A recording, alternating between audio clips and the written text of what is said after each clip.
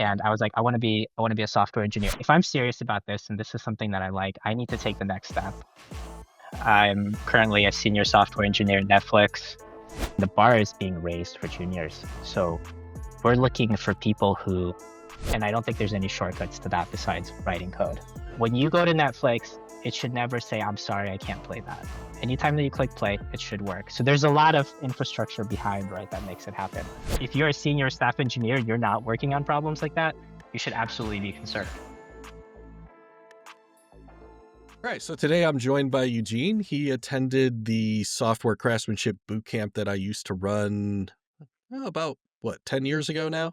So really I just like you to take a moment and just kind of introduce yourself, give us your background real quick and what made you even want to do this? What made you want to switch? Like walk us through that journey and that motivation. Sure. So thanks for having me on here, Eric. My name is Eugene. I'm currently a senior software engineer at Netflix, and I have about, yeah, I guess 11 years of experience at this point. And my jump off into programming was through the boot camp. And probably like a lot of the career changers at the boot camp, it wasn't a straight path there. So I went to school actually for chemical engineering. I graduated in 2011 from CU Boulder with a degree in chemical engineering, and then I worked in a chemistry lab for a couple years. Realized that actually I don't like that at all. It I love took you a few years to get yeah, there, but I loved learning about it. College was super fun. I enjoyed learning about it. I realized I actually don't want to be a chemical engineer. I don't want to be a chemist. So after that, I just got picked up in a new grad program. So they were building health insurance software, and I actually got onboarded as a business analyst, like configuring the software. So we were learning. They put us through this rigorous 12-week program on how to configure this super complicated uh, healthcare software. Like how do you configure all the different plans for United and all these huge software companies? So after that, I got placed into a group that was kind of their, I guess, innovation pod, sort of. They were working on the very beginnings of like what would it be like to run our software internally. So they were kind of setting up like their own hosting center. So I got exposure from working with those really senior engineers on very basic programming stuff. So they were doing C Sharp, they were doing JavaScript, PowerShell, and I got really interested in that. And so then I just kind of started hanging out with them in the afternoon, learning a little bit more, automating some of the business analyst stuff they had me working on. And at that point, I realized I do not want to be a business analyst, but I'm struggling to get enough context to really be like a software engineer. And I actually remember I went to a career fair. This was right before I think I contacted you, and I was like, I want to be a software engineer. And I got an interview, and I remember the guy calling me and he's like, "Okay, like just walk me through like your flow, like what do you do as a software engineer? Like which IDE do you use?" And I was like, "What's an IDE?" And he was like, "Okay, let's restart. He's like, "Do you know the difference between like a static class and like a non-static? Like, what does the keyword static mean?" And I was like, "I'm sorry, like I don't really understand any of this stuff." He's like, "Okay, I'm just gonna end this interview." And I went back and I really thought about it and I was like, if I'm serious about this and this is something that I like, I need to take the next step. And I this was before ChatGPT, right? This is before there was a ton of um, available content online. So I went online, I started looking, and I found coding boot camps, right? So this was 2014. It was just kind of like the beginning. And I remember finding App Academy, and they were like, "Hey, we can take you zero to hero, 12 weeks, learn Ruby." So I started learning a little bit of Ruby on the side. Couldn't wrap my mind around it at all. I still don't like Ruby really. it is a weird language. Yeah, It is weird, but yeah, oh man, I tell you, the people that like Ruby, they love that's Ruby. true. Like Very, they have a it is almost a fanatical. cult. Yeah, very much so. So I tried out for the App Academy, and I think they gave me a take home. And at the same time, I emailed you. And I think what attracted me to your program specifically is that you had a much more um, realistic perspective on career changing. I think, like for me, I was already married. I had no interest in moving to San Francisco. I didn't want to move to New York. I wanted to stay in Colorado, and I had a whole family and community there, so I wasn't interested at all in relocating. And I had worked in a large company, right? And like this place that got eventually bought out by Cognizant. So I knew that people were writing a lot of C sharp. I knew that people were writing a lot of Java. I went on Indeed.com. I searched junior Java developer jobs and got like 200 hits in Denver, right? So I was like, this is, you're not BSing me. This is a very like valid path forward. And so, yeah, then I got in touch. I think it took like an IQ test or something. Ah, the aptitude assessment. The aptitude assessment. For people that no, I sold that boot camp. I'm not involved with that boot camp anymore. I'm out of the boot camp space at this point. But we had an aptitude assessment, and it's something I actually created, and I'm still pretty proud of it. But it was like if you took an IQ test and like an SAT math and just kind of jammed it together, and then made people go through it on a time limit. Um, it was very effective as a filter. And now that you're in the field and you've been around for a while, the things that I was doing in that aptitude assessment were some of the meta skills of programming. Like, can you Mm, follow instructions? right.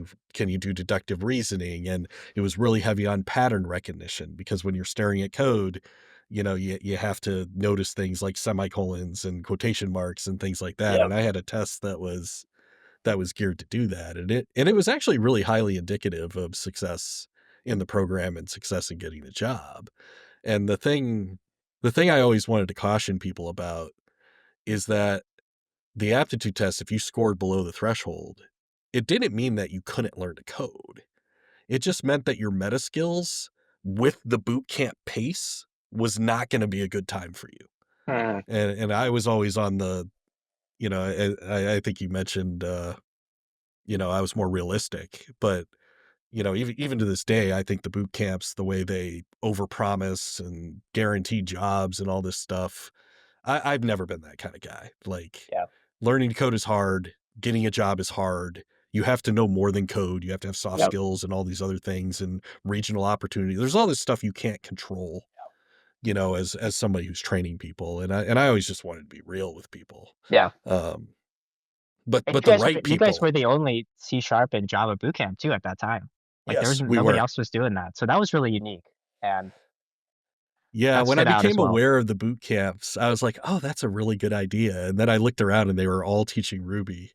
And then I'm sitting there in the middle of the country and I'm looking around and I'm like, "Everything's Java and C Yeah. sharp. Like, why are they all teaching?" It didn't make sense to me. I was like, Yeah. "Why are they all teaching Ruby?" So I was like, "Yeah, I'm gonna teach enterprise languages." It worked Yeah, out. it was a great niche opportunity there. And yeah, like no literally nobody was doing it. And this was, I mean, this might be hard for people to believe, but we had like Stack Overflow only, really, or like you had to read a book. I mean, this was only 10 years ago, but even back then, like if you wanted to teach yourself programming, there was not a lot of resources to really take you from, hey, I don't really know anything, to like let me build a web app that actually works. Now there's so many resources for that. And I mean, with AI, you barely even have to know how to do that at this point. It'll just do Yeah. it for you more or less. But back then, uh, I mean, I looked around and I was like, I don't really know how to even set up my computer to get Java running on it correctly. And like, what is Tomcat? Like, what does that even mean? Right. So this kind of boot camp was really unique back then, and it's a different landscape now, 11 years later. Yeah, there was a turn here a couple years ago where, I guess I'd call it like the fluffy skills, like the, Hmm. "Hey, spend 12 weeks and learn to build a React app." I mean, if you know what you're doing, if you have coding skills, you can get AI to one shot most React components with the right prompt. Like Yeah.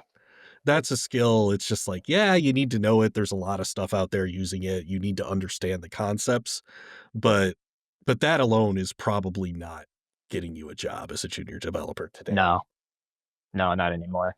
Because yeah, the things that I remember interviewing after the boot camp, what were people asking? It was knowledge of, do you understand Java, really, Mhm. right? Can you sit down and write a Java program? Can you like debug a very tiny Java program that's doing the wrong thing, right? That kind of stuff is like very easy. You can just paste that in and it'll do it for you, right? Like no one really asks, as far as I know, like, hey, what's the difference between an interface and an abstract class? Because like that's not really testing anything anymore, right? And yeah, I haven't really kept up with the junior developer landscape because I've only interviewed for senior and staff roles in the past 5 years or so. But I can imagine it's probably a completely different ball game now. It is. It is. Actually, the interesting thing I'm learning from my Skill Foundry learners is that some of those fundamental questions are starting to come back in a big Mm, way. Because AI can one shot like leak code problems and stuff now, hmm. Oh my like the God. employers are now realizing they can't use those as filters anymore. Hmm. But what they can do is they can detect people who only use AI as a crutch and don't understand fundamentals. So I'm seeing the fundamental questions come back. Tell me how this works. Tell me Hmm. how the internet works. Tell me how you access a web API. Tell me how you gracefully handle exceptions Yeah. in code. And if you're somebody who's just vibe coding, you will never be able to answer those questions. And it's just really interesting to me to, because I'm always helping people find jobs for the last 10 years. It's interesting to see how it went from conceptual skills to leak code, and now we're going back to conceptual skills. Yeah. And you know Yeah, because I mean vibe coding is so amazing because if you have a little prototype in your head that you just want to shoot out and play around with, it's so much fun. But that's not the same thing as production code, right? Yep. We're not doing that in production. We're not doing that in real programming where you have 10 or 15 different services running. They all have to talk to each other and work. No one's doing that. But for fun, it's a lot of fun. Yeah, and that's something I'm kind of struggling with it, to be honest, because I see all these people. I'm struggling with the hype. Mm, That's what I'm struggling with, because vibe coding as a concept, like AI as a code assistant, I love it. mhm, I really love it. And I especially love it for beginners because, mhm. like you were talking about, when you first poked at programming and you're like, what the hell is Tomcat? Like, what Yeah, is this? How do I even set up my environment? Like, the fact that you can grab an AI tool and you can get something kind of going and you can see progress. And I'm seeing a lot of people who would have been intimidated by programming, and they're getting kind of excited yeah, about programming. And I love that as somebody who basically helps bring people into the field. I love that. But there's an inflection point, and this is where I feel the social media and stuff is getting it wrong. There's an inflection point where you say, "This is really fun. I would like to go pro." yeah, And then you need to put the AI tool aside and you need to learn how to code, and then bring the AI tool back, and you're gonna be hyper productive. Like, if you yeah. think you're productive vibe coding with no knowledge, try learning to code and then Right. using AI. Absolutely. Like, you Yeah, are a beast. yeah. I've noticed that. I've been using it a lot to help me write tests, and Mhm. I'm writing tests 10 times faster Yeah. with better coverage and better edge cases, everything. And it's taking way less time. I can knock out a huge feature, go back and basically vibe code the tests. Obviously, you still have to check to make sure that it's doing what you expect and Right. make sure that it's making the right assertions. You But you you have had it put in like assert true, haven't you? Have yeah, you seen no, that? it Oh, tells yeah. me, You're like, "Get this test to pass," and it's like, "Okay, I'll just assert or true." it just It this. passes, congrats. I had something recently happen where it was like a lot of kind of complicated counting and like filtering Mhm. of specific domain objects, and this test kept failing, and I was like, I swear this is right. And so I go back and I start looking at the assertions, and it just put like assert equals 2. I was like, where'd you come up with 2? Like it's obviously what changed it to 1 because they looked at all the setup past. I was like, okay, next. So I think what it comes down to is, the quality of your answers is determined by the quality of your questions. So Mhm. when you're a beginner, you're just saying, hey, vibe code me this app. You put something in, it spits something out, and that activation energy is so low that you see something immediately on the screen. You can click around. It's amazing. I was showing a non-technical friend, and we vibe coded like a little construction estimation app for him in 30 minutes. He's like, this is incredible. This is basically like the whole thing is done. I was like, it's not ready. It's not Yeah, ready yeah, yet. you're Like, like, "No, no, no, no, but it's not done. It's but not done." but the ability to see that happen, right, like immediately is so powerful. Because remember, even in the boot camp, like we spent the first 2 or 3 weeks like writing console apps, right? Mhm. Just seeing things print out on screen. I still do that in my Yeah, training and but it because I just don't want people being distracted. Just focus right. on the code, stay on the console. You'll It be makes fine. sense. But now people can write full-fledged, like full stack apps so quickly, but they don't know the questions they really should be asking. And I found that the more specific that I can make the context, the better that I write the prompt, the Mhm. more that I understand the system so I can give it more information, the much more valuable responses that I get. I've been able to have a lot of context given to me to solve more complex like infrastructure issues like how do I set up Docker like this? And it's kind of like, well, maybe you don't want to use Docker here. And I'm like, oh, that's an interesting point. Like, tell me more about that. And then Mhm. it's like, here's some other options. And then you kind of dig in on that on specifics. And it's just really powerful to have that larger context of knowledge because if you don't know what you don't know, then it'll just tell you something and you're like, okay, I guess that sounds right. Yeah. And it also kind of gets into this loop sometimes, right? When it's wrong and it keeps digging itself into a deeper hole and it keeps going And and then it keeps going. apologizes for being wrong and does the Yeah. same damn thing. And sometimes you just have to restart, be like, all right, wipe the context, start a new chat. Like, let's try this again. Because sometimes it doubles down, triples down on the wrong thing, and it just wants to do it the specific way. And I feel like if you're a beginner and you don't know, then Yeah. you can very easily code completely something completely wrong or Yeah. something with security flaws or, it just won't work. I don't know if you saw that tweet that people were kind of memeing it was a couple weeks ago, maybe a month ago, but a guy tweeted out, he's like, "Hey, I vibe coded an app and people are actually paying for it." Yeah. And then another tweet 2 days later, "Hey, I had to take the app down because somebody hacked my API key and was exposing customer data." And it's like, yeah, working is not done. Very Yeah, similar to that guy that said, my AI agent can do everything a software engineer can, so I fired all my engineers. And like a month later, he has tweet. He's like, I'm actually hiring 2 senior engineers to come and yeah, help me with my app. yeah. If anything, I keep telling people I think if you look at the normal curve of skill distribution for developers, I think if you're on the bottom quartile of that, you should probably be concerned about AI. Because if it because I mean you've worked at a lot of companies now. I mean, Sure. there are mid and senior level developers who do junior level work. Yeah, They exist and absolutely. they're Yeah. employed. Those people should be very frightened because I Yeah. think I agree with you that low level work is becoming less valuable. It's starting to go away. Um, but on the flip side, if you're somebody who's trying to break into the field, that just means you need to have more solid fundamentals. You need to understand networking. You need to understand programming. You need to understand, how applications work, how applications are secured. I just think the bar for base knowledge is just starting to trickle upward, and I Yeah. don't necessarily think that's a bad thing. I think it's a great point that your breadth now needs to be much wider as a junior developer. It's not enough now for you to say, hey, I can code an MVC Spring Java app, and that's all I know. I don't know React. I don't know networking. I can't go into AWS or GCP and set up an app. I don't know what a load balancer is. I can't explain event driven architecture to you. I can't explain to you why event driven architecture might be the wrong choice for a particular application or what are the downfalls, right? So we're seeing more of these senior level questions trickle down into junior. And then to your point, if you're a senior engineer and the work that you're doing can easily be automated at this point where you're just writing features, you should absolutely be concerned. Like the vast majority of the work that I am doing and the people that are on my team and on adjacent teams, it has nothing to, it can't be like there's nothing that AI can help us with. It's just complex enough to the point where we're dealing with issues that having AI doesn't really do anything for us because we're solving business problems that don't have clear solutions. Like Mhm.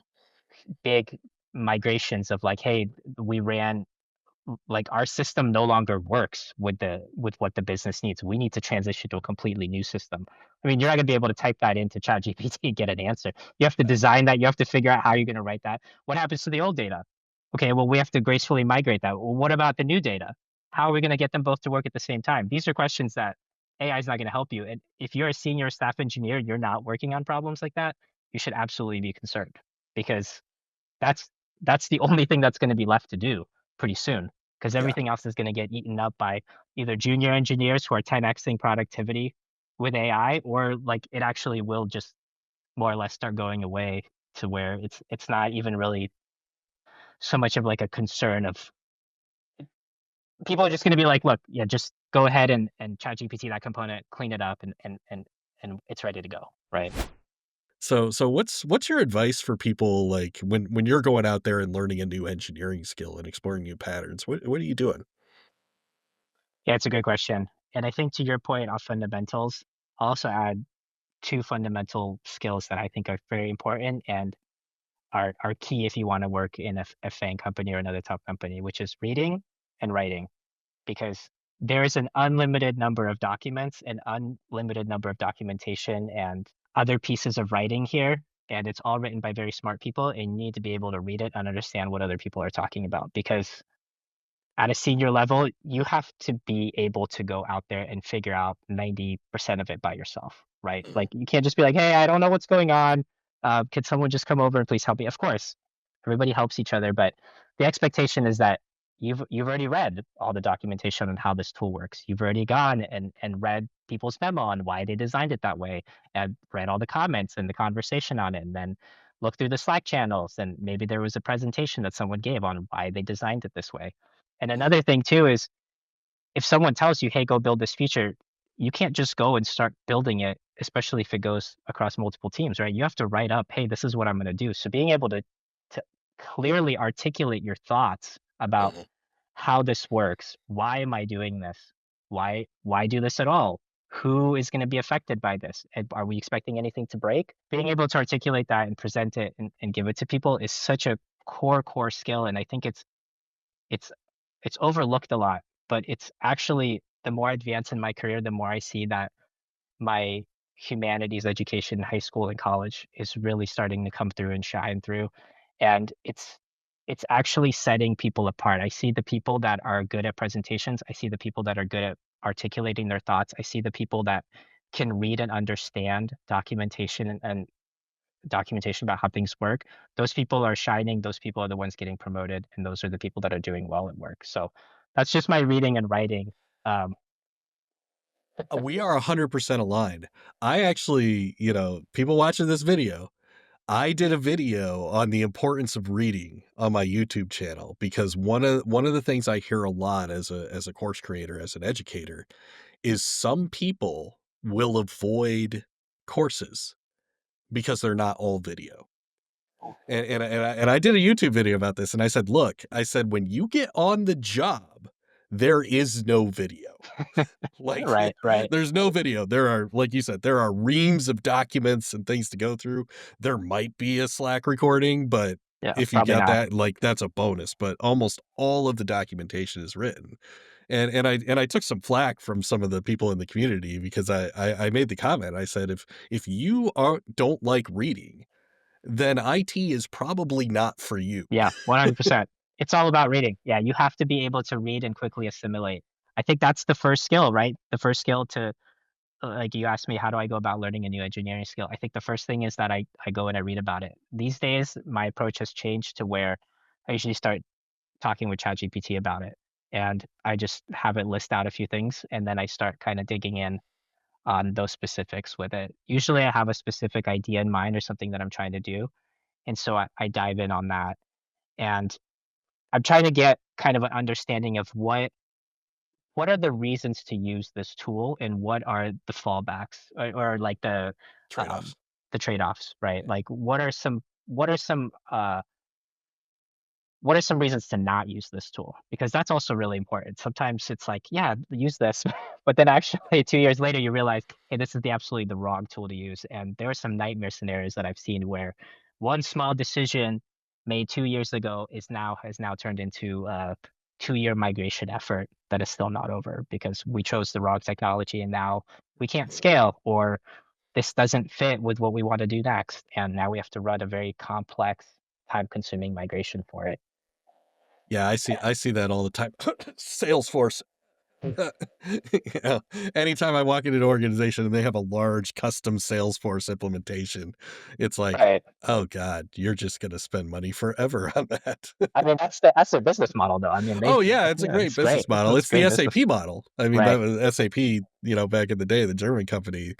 Like I used to advise companies on it and I was like, look, if you're willing to change your business processes to do it the way SAP does it out of the box, go for it.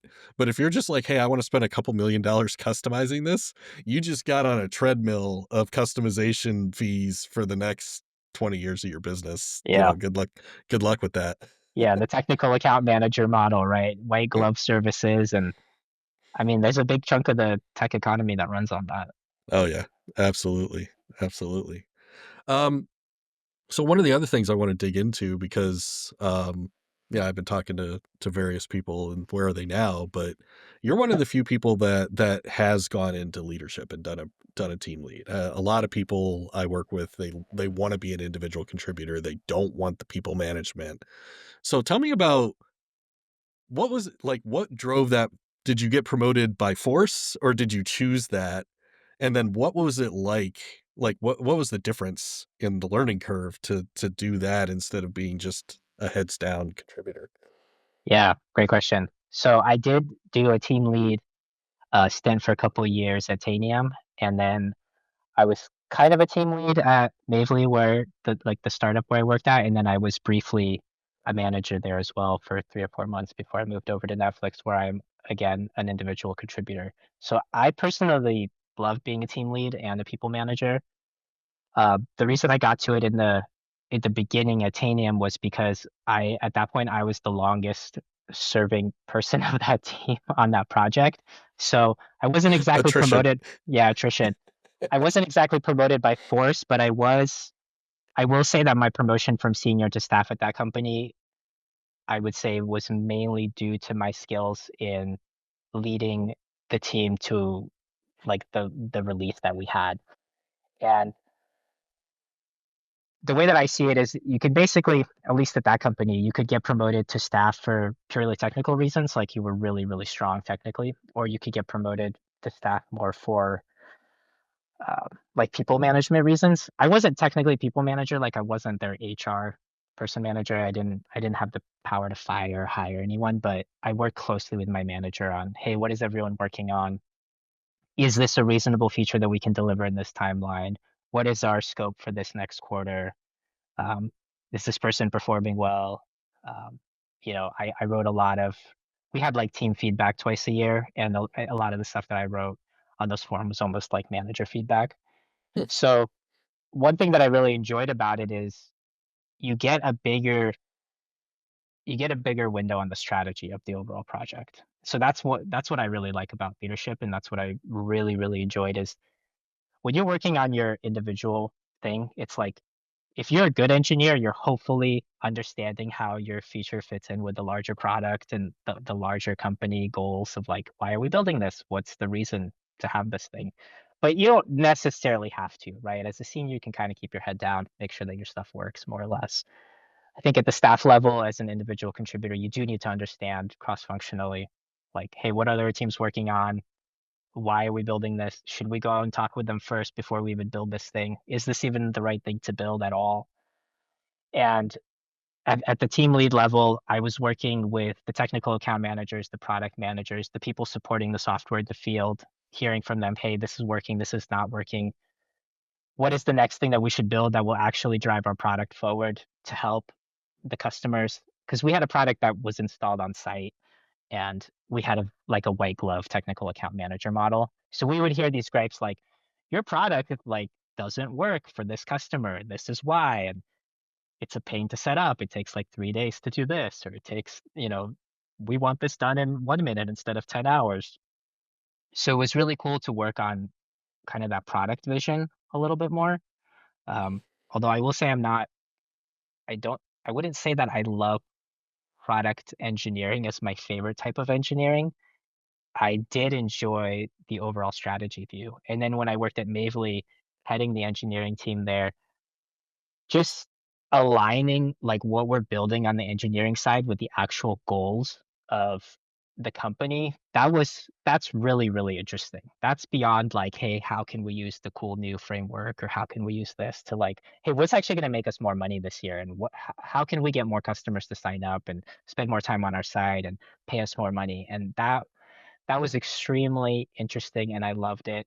And tying all the engineering features that we released back to the customers and the bottom line is, I mean, that's how you run a business, right? So just Yeah. being part of that business making process, sitting there with the CTO and the the head of product and talking it out and all these things with them, that's it's very interesting. It's a lot of fun. Yeah. Well, and that's one of the keys. I talk a lot when you're interviewing at companies. Like one of the things you're trying to figure out is IT a valued partner or are they a cost center? Oh, And if IT is perceived as a cost center, that means that the leadership isn't doing a good job of doing what you're talking about, marrying the output and the code to business objectives and revenue and growth. And you know, the non-technical executives don't know. no. Like what we do is magic to them.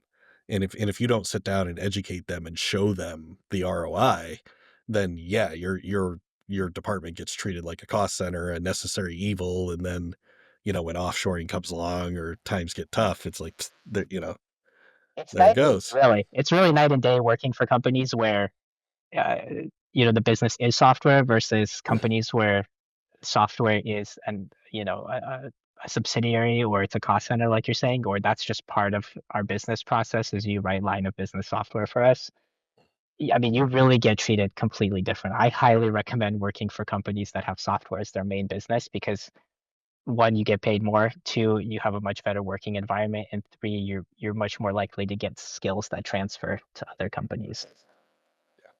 I went for smaller companies, but for a similar reason, because I like to be involved in the value proposition and things like that. And then also early on in my career, the smaller companies, I just got to wear a lot of hats.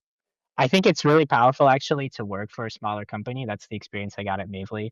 And the Mm, reason for that is you don't have there's not a lot of abstractions already built on top of what's going on. So it's much better for learning. Like for example, at Netflix, we run on AWS, but I never see anything in AWS, right? It's abstracted 2 or 3 layers deep. We have, our own compute layer on top of that with our own custom containers, which is then abstracted into like an engineering compute level, which is then abstracted into like just an like a YAML file. And I just say, I want 8 boxes. That's it. I don't see anything else. So if right. you go your whole life just configuring YAML files at these bigger companies, you might not actually understand like how does data flow through like the network and how does the egress and ingress flow and like how do load balancers work and what is an instance managed like a managed instance group and how does that all work? And I got a lot of that exposure at Bavely, and I loved it. Oh, I loved doing the infra stuff. I moved us into infrastructure as code, so we could deploy like the same environments reliably. I got us in working on CI/CD. It was really great to understand. Here's where the request comes in, and here's how it hits our box, and this is how the code deploys on the box, and here's how we get a blank slate box to then run our code. And why is this taking so long? Or how can we make this more reliable? And why does our box keep shutting down here? And why is it not working? So a lot of that kind of core troubleshooting, I think, is really powerful. And to your point, you can't set up an environment like Netflix's, but I think with infrastructure as code and especially some of these kind of dev environments that you can set up on GCP and AWS, that can be really useful for new learners to see because back in the day, like where are you going to get a load balancer from? And well, now never, you can set up Nginx in a Docker container, and yeah, and you you've can have got a everything. yeah, you've got a load balancer right there you can play with. It's Yeah. amazing. So it's really cool to see that. And I think to your point, junior developers are going to need to know these things, Yeah. how the code flows. I mean, how the data flows through, because it's not just going to be enough to say, hey, someone else is taking care of that. To your point, fundamentals, right? Yeah. This is like system design fundamentals, right? Understanding basic system design and how things work at a larger scale. So then if you go work at a smaller company, you'll get exposure to these things. You'll be able to dive right in and help. And if you go to a larger company and you might not have access to that because you don't work on compute infrastructure, you'll still understand what's going on. So Yeah, then when your it's app still suddenly just a stops different working, machine. It's just in the yeah, cloud, you know? right. Yeah. And I still have to sometimes, you got to SSH into your box and figure out why your Java app isn't starting. Yeah. You still have to know like what's going on Well, behind the scenes. it's something that's kind of changed for me over time because, you go back to 2014 when I was, originally started teaching. And now today, I have to do a lot more at the beginning of teaching people to code of just operating system fundamentals. What is a Mm, terminal? How do you navigate the terminal? Well, how does a file system work? There's so many younger people that they grew up on, like tablets and iPhones and stuff where it just hides the file system mm, and the networking just kind of works. And I'm sitting here, I'm like Gen X, we had a significant advantage in programming and modern applications because like when we wanted to play video games with each other, you'd pick up your PC, you'd take it to somebody's house, you'd set up a local area network, you'd configure it, you had to learn about ports, you had to learn about IP addresses. Now on Steam, you just go join friends game and it just yeah, works, and yeah, it's great, but it's great for consumers, but if you're somebody who's interested in technology, like you really you gotta go a couple levels down in the abstraction if you want to be a good professional. yeah, totally agree. So as somebody who was team lead, you've probably been involved in the hiring process. So we got a lot of beginners watching this channel. And I know you hire more senior people, you said that, but um just in general, beyond the tech skills, we'll just assume that you can write code. Okay. What are you looking for? What are the red flags and the green flags that you're looking for when you're talking to a candidate, regardless of skill level? Yeah. It's a great question. A big green flag is the ability to communicate. And like you said in your aptitude test, like, can you just kind of follow basic instructions, right? I remember I wrote the take home test when I was hiring at Mavely, and you wouldn't believe the number of people that just like did not read the instruction and just give you something completely different. Like, okay, well, you didn't follow instructions. So I think being very communicative and responding promptly, concisely, and contextually, I think is really important. So take some time to think about what the answer should be when someone asks you a question in an interview, right? It's okay to pause. That's one thing I remember when we had like the interview training at the boot camp teaching Mhm. us. It's okay to not speak immediately after someone asks you a question. In fact, you should pause, collect your thoughts a little bit, think so you could say something intelligent, right? I So I, still give that advice in because I do mock interviews for my yeah, skill Foundry students, and that's still one of the top pieces of advice. When I ask a question, there's no timer. You can repeat the question. You could use a transition statement while you're thinking. You can say, "Oh, that's a good question. Let me think of an example that's grounded in something I did, so I can use it as a, you know." yeah, And the hiring manager will give you that time, yeah, because you or want to spend. unless they're an asshole, you can't really account They for that. just don't work there. Yeah, Yeah, yeah, then just don't work there. I think yeah, hiring managers. What is a hiring manager looking for, right? You're looking for someone who is competent, right? And as you were saying, the bar is being raised for juniors. So we're looking for people who can come in and be responsible.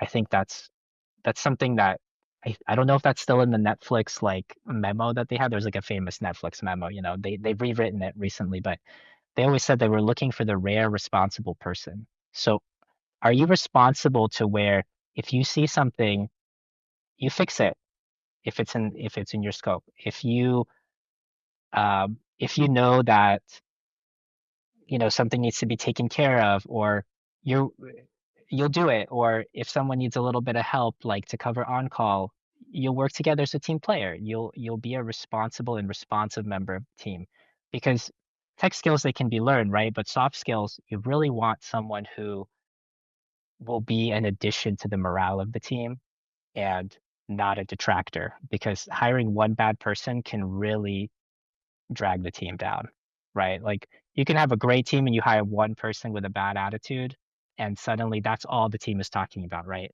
Why is Mhm. this guy on our team? Can't stand this person. they're doing this, they're doing that. It's just it becomes a lot of emotional noise in the team that distracts from work. So I think focusing on the fundamentals of, hey, am I bringing a good attitude to work? Am I an easy person to work with? And am I a responsible person who does what they say they will? I think that can take you really, really far. Mhm. I mean, everyone should learn to write fluently, idiomatically in one language, Yeah. right? Like you have to get to that point of competency. And I don't think there's any shortcuts to that besides writing code. And I Yeah. think if this might be some of the bad advice that people are getting, especially with vibe coding, is there's a lot of copying and pasting. And for senior engineers, it's totally fine because at this point, like you copy paste, you change a few things, you move on because you've done your 10,000 hours of coding Java, right? You've done your 10,000 hours of JavaScript. But for the new people, there is a muscle memory that comes with writing fluent idiomatic code that doesn't come unless you're really hitting those keystrokes. And I think that for junior developers, they should use AI to help them widen their breadth so they can build more impressive things. Like, can't just build your own little console app anymore. Like your app now should have probably a database, maybe Redis. It should be deployed to the cloud. It should have CI/CD, so you know how those things operate. But you should still be writing the code at least until you can fluently write code without needing any help from ChatGPT. Right? Mhm. That's the fundamentals that you can't get beyond it. There's just I don't think there's a shortcut there exactly. Yeah. Yeah. Actually, that's really prescient because I just had one of my skill foundry students get a job last week. He just landed a job, which is challenging in this market. Nice. But coming out of my training, he built a full stack web application. So it had a web front end, it had an API interface, it had a database connected to it. It used all the components and Nice. everything flowed. There was security. He's using C sharp. So he put ASP.NET identity in there. And it was, I mean, he's still a beginner, but that was close to a production grade app. And he said, "Yeah, when I went out and interviewed and I showed him that I because he set up a host and Mm. he deployed his app Oh, and everything, nice. and he said, when I bring him up, I'm like, this is my app. I built this. Here's all the pieces. Here's the components. Here's the architecture." And I'm sure like you as a hiring manager now, like if you had a junior come in and show you a fully functional full stack application, he could walk you through all the architecture decisions. Yeah. That stands out. You don't see that coming out of college and stuff usually at No, all. yeah, and I think being able to talk about trade-offs and, Mhm. if people wanna go deep now, it used to be if you wanna go deep, do more leak code, right? And I think there's something to say for leak code as a game, and I think that game is changing very rapidly. Like, for example, I had a friend tell me that he didn't pass an onsite at, uh, like a FANG adjacent company because they gave him a really complicated leak code. He sent me the leak code. I put it through O4, it solved it in 13 seconds. Right. So it's like what are we really testing now, right? Like it has nothing to do with that. So I think that game is changing rapidly.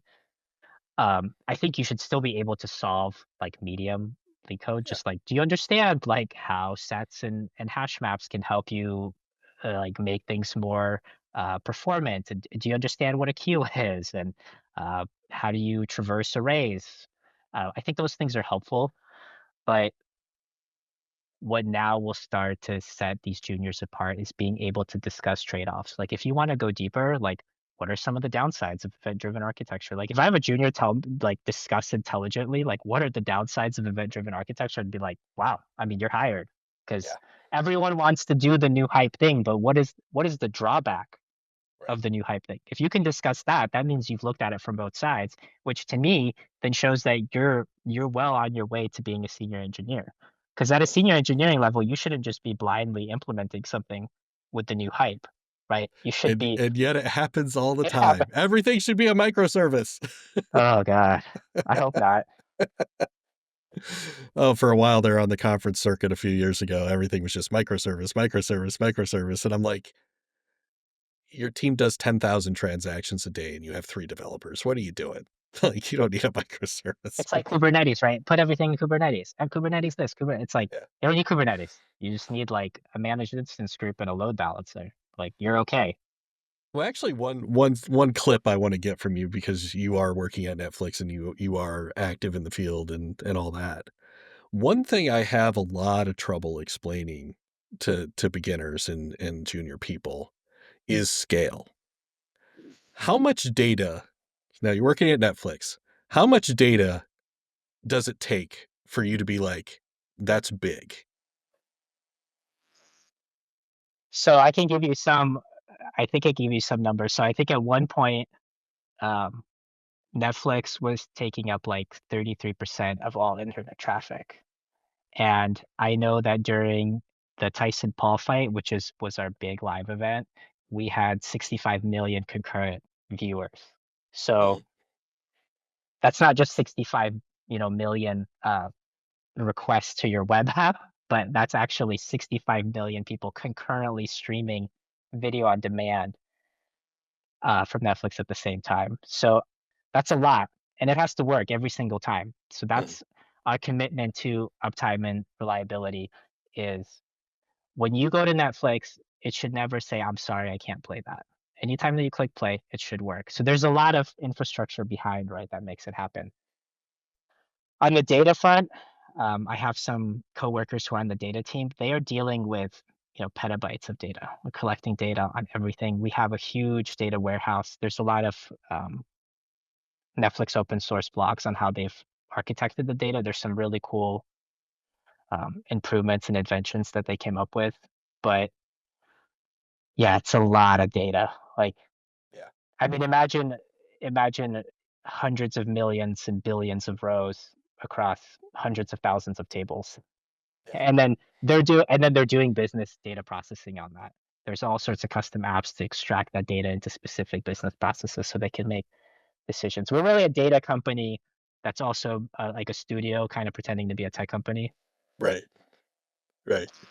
Yeah, I just, being in the field for as long as I have, like, I remember, when a million rows of data was, Mhm. I better tune that, Right. and now that threshold is like 100 million rows before you even think about it. It's just it it's also amazing to me how much more powerful our hardware has gotten, but Mhm. the performance and quality of the software is still just shitty. I mean, yeah, it's like you can't if the developers don't know what's going on, it's not gonna make difference. I can give an example of this. This is great actually. I Yeah, can give an example of at Mavely, right? So the company tracks affiliate marketing, right? So you want to know whenever anyone clicks on one of the links that you made, because sure. that's the main way that something gets attributed to you. So we had a table called clicks, and when the company was getting, you know, a few thousand, 10,000, even 50 or $100,000 of sales a day, it's not that bad to insert, 10,000, Yeah. 100,000 clicks into the database. Then they hit an inflection point where it started getting extremely successful and quickly started eating market share for all the other companies. And it's only continuing to get more successful. So that table has ballooned. It was an exponential curve. So that's an example of a decision where you have to, as a senior engineer, these are the kind of problems that they're solving that AI can't help you with. Is when you're at a particular point, it makes sense to write clicks into one database table because Mhm. everything's in one database. You're not going to set up big data. You're not going to set up a streaming pipeline for putting in 10,000 clicks a day. It just doesn't make sense. At a certain point, though, the skill of your engineering team is how well and uh, how much effort is it going to take to run a migration to move that data to another space, right? Mhm. So that's one point that I read in an engineering book is the skill and the maturity of your engineering organization is determined by their ability to run migrations. Yeah. Because as your company scales, as your product scales and becomes more successful, it's hopefully getting more usage, right? It's getting more data, more people are using it, which means that you need to run a migration to use better hardware or a different type of service, or now you need to send that data somewhere else. And how well are you going to run that transition? Because if you just continue to accumulate tech debt and tech debt and tech debt, then eventually it'll just fall over, right? Completely fall over, it won't do anything. But if you're able to seamlessly, or at least if you're able to plan a really nice migration, then that is the kind of work these senior engineers are getting paid money to do, right? So I think that's something really interesting to think about is the scale doesn't immediately come. It comes in stages. And those stages, the engineering work is transitioning the writing code into the next stage of the code and the next stage of the system design and being able to anticipate and designing your system for flexibility and extensibility. That's what's really powerful. So again, fundamentals, right? The fundamentals of how do I build an extensible system? How do I design my code in such a way that if we want to move away from T-SQL into MySQL, or we want to start using a completely different database, is that maybe a one-line configuration issue and a little bit of tweaks, or are we gonna have to rewrite all the queries from scratch? Right. This was gold, man. This was really good. This was Awesome. really good. So I really appreciate you coming on. Yeah, it was a Um, lot of fun.